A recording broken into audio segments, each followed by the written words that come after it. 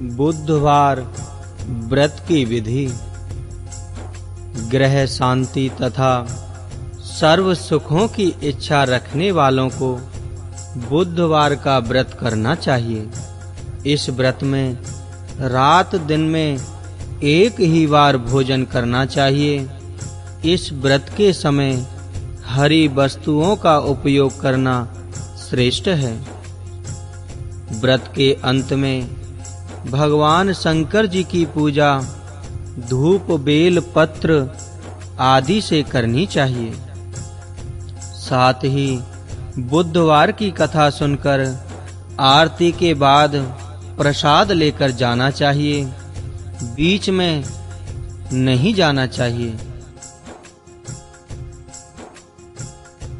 श्री बुधवार की व्रत कथा आइए भक्तगणों शुरू करें।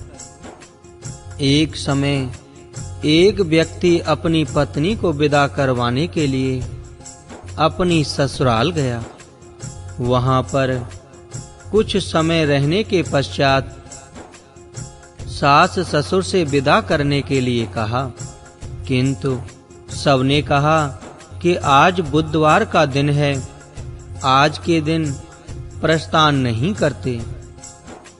वह व्यक्ति किसी प्रकार न माना और हठ धर्मी करके बुधवार के दिन ही पत्नी को विदा कराकर अपने नगर को चल पड़ा। राह में उसकी पत्नी को प्यास लगी तो उसने अपने पति से कहा कि मुझे बहुत जोर से प्यास लगी है। तब वह व्यक्ति लोटा लेकर रथ से उतरकर जल लेने चला गया। जैसे ही वह व्यक्ति पानी लेकर अपनी पत्नी के निकट आया तो वह यह देखकर आश्चर्य से चकित रह गया कि ठीक अपनी ही जैसी सूरत तथा वैसी ही वेशभूषा में वह व्यक्ति उसकी पत्नी के पास रथ में बैठा हुआ है।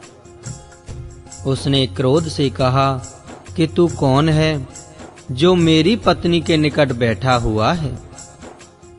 दूसरा व्यक्ति बोला, यह मेरी पत्नी है, मैं अभी-अभी ससुराल से विदा कराकर ला रहा हूँ। वे दोनों व्यक्ति परस्पर झगड़ने लगे।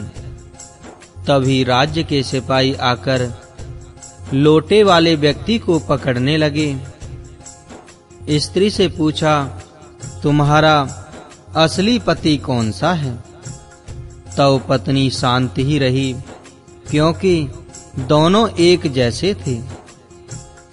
वह किसे अपना असली पति कहे? वह व्यक्ति ईश्वर से प्रार्थना करता हुआ बोला, हे परमेश्वर, यह क्या लीला है कि सच्चा झूठा बन रहा है। तभी आकाशवाणी हुई कि मूर्ख, आज बुधवार के दिन तुमने प्रस्थान किया। प्रस्थान नहीं करना चाहिए था, तूने किसी की बात नहीं मानी। यह सब लीला श्री बुद्धदेव भगवान की है। उस व्यक्ति ने भगवान बुद्धदेव से प्रार्थना की और अपनी गलती के लिए क्षमा मांगी। तब बुद्धदेव जी अंतर्ध्यान हो गए। वह अपनी स्त्री को लेकर घर आया तथा बुधवार का व्रत वे दोनों पति पत्नी नियम पूर्वक करने लगे।